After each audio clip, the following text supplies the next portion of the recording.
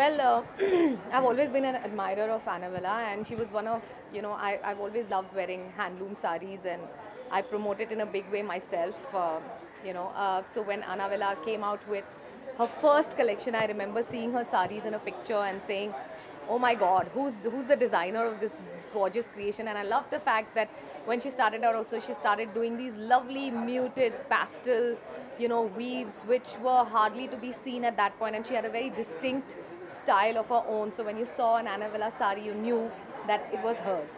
And from then on to now, I've always worn her stuff, always her sari. She's been so nice, and she makes sure that I have, the best pick of every time she comes out with nice stuff. And now I'm just so happy that she's taken it to another level, where she has her signature stamp on the stuff she does and the weave that she produces.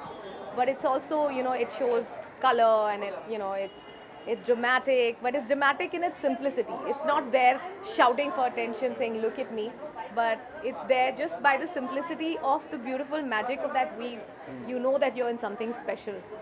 It's because I'm in an industry which requires you to wear many hats, look different all the time. If you ask me what is my preferred way of dressing, then I think it's saris. It's always been saris. And I remember wearing saris even when people used to think that only aunties wear saris. I said, you know what, I'm young, I wear saris. I think it complements, the fabrics and the style, the form. It complements the Indian woman the most. And no, I'm not an auntie. But even then, I think I don't go just for branded clothes. In fact, I wear anything that has character and which I wear. Not, I dislike when the clothes wear me. I'd like to wear the clothes for a change.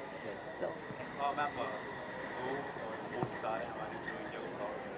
साढ़े 6 बजे सब लोग घर पहुंच जाओ, match है final, सब लोग.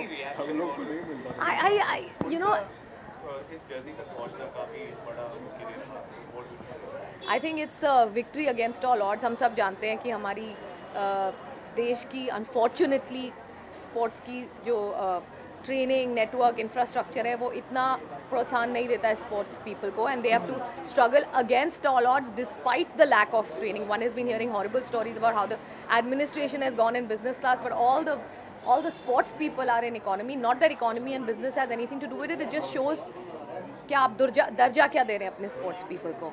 और वहाँ जाके भी these people have performed against everything that's stacked. उनके फिजियोज नहीं है, उनके डॉक्टर्स नहीं है, उनके कोचेस को टिकट्स नहीं मिले जाने के, and they've done it. And I'm very happy to see, not that it's a war of the sexes, but तीनों लड़कियाँ हैं. एक ऐसे शहर से जहाँ पर फीमेल इन्फेंटिसाइड का सबसे ज़्यादा इंसिडेंट्स होता है. I think this is going to prove that I think it's a wake-up call to the country to say you should send your children into the field of sport, bedhadak, because they can get you more glory than you can ever imagine.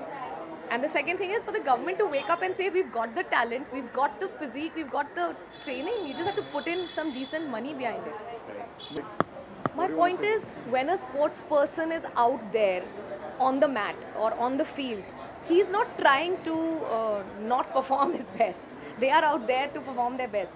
So the least thing, it's like telling a director the evening before his film is to be released, yaar, इतनी अच्छी नहीं बनाई तूने. उस वक्त तो आप कुछ नहीं कर सकते ना. You have to just be out there and motivate them and say no, let it be the best that it can. So I don't believe in negative demotivation at all.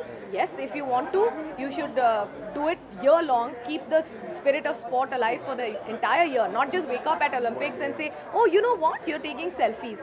Talk about it the entire year. Make it your freaking agenda. And then you have the right to comment and say they're not performing.